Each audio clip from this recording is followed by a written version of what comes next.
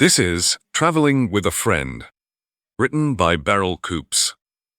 Witty, heartwarming, and gently adventurous, Traveling with a Friend is a charming tale of courage, kindness, and the little choices that can turn an ordinary day into something unforgettable.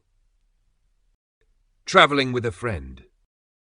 Simon the Rat, and yes, it really was Simon. Now, like you and me, come to that, Simon knew all rat names were supposed to begin with the letter R, but Simon's mother had wanted to be different. Well, she certainly nailed that, Simon often thought. Anyway, I digress. One day, while foraging for breakfast, Simon caught the scent of something mouth-watering drifting from the station warehouse. Apples, carrots, fish, and best of all, meat. His favourite. He had no choice. He had to investigate. Circling the building, he spotted an old clay pipe poking through the wall. Orange. Wide enough. Damp. They were expecting me, he thought. His feet would get wet, but what rat cared about a little water? Besides, it was dark inside, just how he liked it. No humans. For reasons beyond him, humans never seemed to take to him. Honestly, he mused, if I weren't so well adjusted, I might even take offence. The scent of apples was stronger now, sweet and rich. He fancied something sugary to start the day. He had just taken a satisfying bite of the first apple when, bang! The whole place lit up. Voices. Humans. He darted for cover, diving beneath a pallet stacked with boxes. Finding a promising one, he chewed through the corner until he made a neat little hole, his size exactly. No way would a human spot it from up there. The pallet sat too low for even a child to crawl under. Inside the box, heaven. Shredded paper, his favourite bedding. Perfect. He curled up in the paper and decided he'd just sleep the day away. The humans would leave eventually. They always did. But no sooner had he got himself comfortable than rumble, lurch. Some inconsiderate human had decided to move the whole pallet. Well, he waited patiently for the human to get bored of the game and put him down somewhere so he could resume his nap. It took a while, but finally the movement stopped. Simon expected to be lowered gently to the ground. Instead, the pallet rose higher, then landed firmly. A moment later, he heard the shunk of a sliding door closing. He peeked through the hole. Dark again. Good. He fluffed the paper, made himself a nest, and drifted off. Sleep still seemed like the best idea. When Simon woke, he had no idea how long he'd been asleep. Not that rats cared much for clocks. For them, time boiled down to two key frames. Time to eat or time to sleep. This felt like the former. Dropping out of the box and onto the wooden floor with a soft thud, Simon scurried to the edge of the pallet and peeked out. Still dark. No humans. Good. But there was a thin sliver of light where two large doors met, and through it he could hear voices. Faint, distant. He crept over and peered through the crack. Outside. He blinked. Well, that was odd, but fine. He knew how to get back in. He'd only just begun sniffing for an exit when the floor lurched beneath him. Simon staggered. What the hell? A room that moves by itself, he muttered. What game are they playing now? He paused. Had they brought that big yellow machine out again? Were they carting him back inside? Should he climb back in the box and wait this nonsense out? Maybe, but curiosity won out. The suspense was unbearable. He returned to the crack. Outside, a human voice drifted in. There goes the London to Glasgow train. We better. The rest was lost as the footsteps faded away. Simon froze. Wait, what did he say? London to Glasgow? The penny dropped. Am I on that train? He had never been on a train. Were rats even meant to travel on them? Was it safe? Was he safe? He didn't know. He had heard stories of a rat that once stowed away on a boat, but a train? That was new. Did they have food on trains? None here. He'd have smelt it.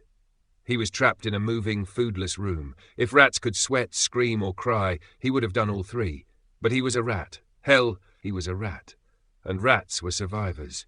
He thought back to when his mother disappeared. He'd been just 6 months old and starving. So he found food, on his own. That was a good year, living in a burrow beneath a chicken coop. The humans fed the chickens daily, and Simon reaped the rewards. Grain, scraps, even fresh water left conveniently by his front door. But then the humans moved away. He tried getting grain from a bird table after that, just once. Hard climb, worth it for the food, until an owl tried to make him its dinner. He'd never climbed another bird table again. The idea of being the food on the table? Lesson learned. The present was no better. The noise in this place, clickety-clack, was wrecking his concentration. He needed to escape this box on wheels and find something to eat. But how? There was the crack between the doors, but the ground outside was a blur. One wrong move and he'd be rat-paced. The only other option was the little hatch door on the far side. Closed. Typical. He'd barely had the thought when the door suddenly swung open. No time to think. He ran. The human yelped and did a startled little dance. It wasn't the first time Simon had that effect on people. Maybe it's just something humans like to do, he mused. He tore down the corridor, darting left and right, looking for a way out, but every door was shut. So he kept running. At the far end, the hallway curved slightly, and another door loomed ahead. A kind-looking woman opened it for him. She did the same dance, but added a high-pitched scream that made his ears ring. Lovely. Screaming too. He was grateful when she slammed the door behind her. The next human was a big man who opened the second door just in time. Simon slipped in unseen. The man was far too distracted by the screaming woman to notice a rat underfoot. Simon's eyes widened. The room stretched long and narrow, filled with humans seated on both sides. Fortunately, they were all facing forward, their attention elsewhere. He dove beneath the nearest seat and crouched. Outside, it suddenly went dark. Inside, the lights flicked on, soft and dim. Perfect. He darted forward, zigzagging under the seats. By the time he reached the 8th row, disaster struck. A man shifted his foot and nearly stomped him. Startled, Simon sprinted forward, misjudged the angle and slammed headfirst into the end wall. Stunned, he scrambled under the nearest seat and froze. He'd been seen. A young female human had climbed down from her seat and was peering at him. She didn't scream. She didn't dance. She smiled. Then she did something even stranger.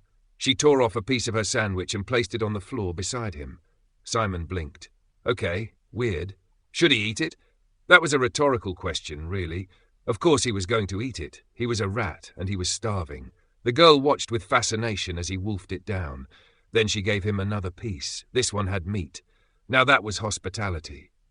She had just reached for a third piece when a man in a black uniform entered the carriage. He was carrying a mirror on a stick and checking under the seats. Simon froze. The girl didn't. Quick as a wink, she reached up to the luggage rack, pulled down her backpack, and unzipped the top. She retrieved her coat and casually dropped the bag to the floor. Simon didn't need a map. He was inside in seconds. The uniformed man stopped beside her. "Young lady, is that your bag down there?" "It is," she replied, cool as anything.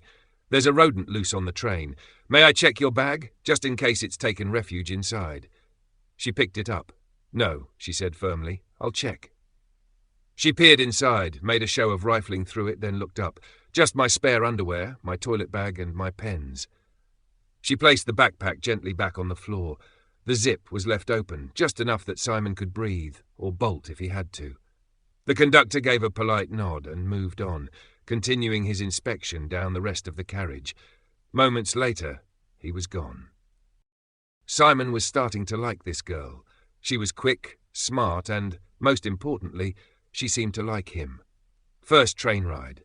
Second, a human friend. What would be the third thing?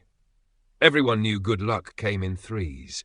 The girl picked up her bag, unzipped it fully, and placed it gently back on the floor.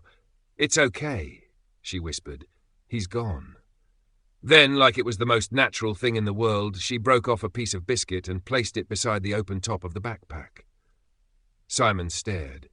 This can't be real. He had never known a human go to such lengths for a rat. Maybe he was the first it had ever happened to. Maybe it was just his lucky day. Either way, he wasn't about to argue. He picked up the biscuit and scurried inside the bag to eat in private. Definitely not dreaming, he thought. Ginger biscuits never taste this good in dreams. A few moments later, the large human woman sitting next to the girl stirred and blinked awake. "Did I hear you talking to someone?" she asked groggily. "Yes," the girl replied without missing a beat. "I was asking the conductor if the dining car was still open.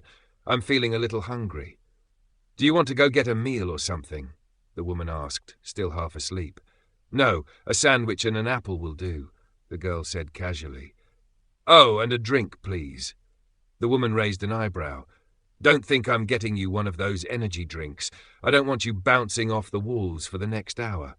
She stretched and yawned. "It'll be water or fruit juice, my lady. Take it or leave it." "Water is fine," the girl said sweetly. "But could I have something sweet too? Like a Kit Kat or something?" "I'll think about it," the woman replied, standing up and fishing in her handbag. "Are you going to be all right here by yourself? I don't know what the queues will be like. It might take a while." "I'm not 6, Mother. I'm 12, in case you've forgotten," the girl said, folding her arms. The woman shot her a look. "Less of the cheek, girlie. I'll be back as soon as I can." And with that, she walked away down the aisle. As soon as her mother disappeared from view, the girl knelt beside her backpack and whispered, "She's gone to get us more food." Simon poked his head out, whiskers twitching, eyes alert. But the moment he spotted a pair of oversized shoes appear beside the girl, he ducked straight back inside. A deep voice followed. "What have you there?" "My bag," the girl replied, dry as dust. "Yes, I can see that," the man said. "But what's in your bag?" "Nothing that would interest you. Just my teddy. His name's Roland." "A teddy," the man echoed, raising an eyebrow. "Really? And you were talking to your teddy?" "Yes, I was telling him Mother's gone to get us some sweeties and an apple." "I see. And your teddy, does he move all by himself?" the man asked. "Because I could have sworn I saw that bag twitch." "Yes, but the batteries are low," she said smoothly. "He just twitches a bit." Yes, twitching, exactly what I thought I saw." The man narrowed his eyes. "Are you sure that's not a rat in your bag?" "I don't think Roland would like being called a rat," she said coolly. "He's sensitive about that sort of thing." The man bent slightly, voice soft. "Can you show me Roland?" Just then, the girl's mother returned. Her voice was sharp and direct. "Why are you talking to my child? Are you one of them?" The man jumped. No, I'm the conductor," he stammered. "I believe your daughter has a rat in her bag." The woman blinked, then scoffed. "Is that the best you can come up with? My daughter, smuggling a rat to Scotland?" She snorted. "Get away from us before I report you." The conductor opened his mouth to protest, but caught the eyes of several passengers watching him. His confidence wilted. He thought better of it, turned on his heel and stormed off down the carriage. From that moment on, he avoided their row entirely. As the girl had predicted, once her mother had finished her snack, she dozed off again. She always slept through long journeys when she could. Simon, still nestled in the bag, was in awe. This girl, she was like him. She didn't take nonsense from anyone. She was her own girl. She knelt on the floor again and passed him a piece of sandwich. "I wanted to stop him," she whispered, "but I couldn't let him see you. He might have thrown you off the train, and I doubt he would have stopped it first." Simon understood. He took the sandwich and disappeared back inside to eat. Over the next hour, the girl kept him company, chatting softly. She told him about her house, her room, and how excited she was to see her dad again. She described her friends, her favourite books, and the annoying things her mum said when she thought no one was listening. Time passed in a blur. She fed him bread, ham, apple slices, and even a bit of her Kit Kat, chocolate. That sealed it. Simon decided right then he'd travel with her anywhere. The speaker system crackled to life overhead. "We'll be pulling into Glasgow Central Station in 10 minutes. Please make sure you take all your belongings with you. Check the luggage racks to ensure nothing is left behind. We hope you've enjoyed your journey with NIMH Railways." The girl leaned down to her backpack. "Stay inside. I'll get you off the train safely," she whispered to Simon. As the train began to slow, she turned to her mother. "Mum, what does NIMH stand for? I can't figure out the acronym." Her mother blinked, then smiled faintly. "That takes me back to my school days. NIMH. It was from a book about a group of rats, highly intelligent ones. I read it when I was about your age." She looked at her daughter curiously. "Why? Was that what the conductor was talking to you about?" "Something like that," the girl replied lightly. It wasn't the answer to her question, not really, but it didn't matter. What were the odds? A train service with the same acronym as a book about clever rats. It felt like fate. Right then and there, she made up her mind. She was keeping her new furry friend. Besides, Dad would understand. He always did. As they stepped off the train, the girl leaned down and whispered into her bag, "I'm taking you home with me, Roland, and we'll read NIMH together." Inside the bag, Roland twitched one ear. He liked his new name. This was Traveling with a Friend, written by Beryl Coops. I hope you enjoyed my short story. Please hit the subscribe button so you don't miss the next one. I have written over 500 short stories over the years under many pen names. I will be updating these and recording them under the Barrel Coop's name. I will be listing them on YouTube as fast as we can get them recorded. They will include historical drama, humor, adventure, romance, period drama, mystery, thriller, war stories, spy stories, revenge, horror, psychological horror, dystopian, disaster, children's stories, love stories, and more. Too many to name. Something for everyone. If you enjoyed this story, please give it a thumbs up. It helps others find my channel. Until next time, thank you for listening to the end.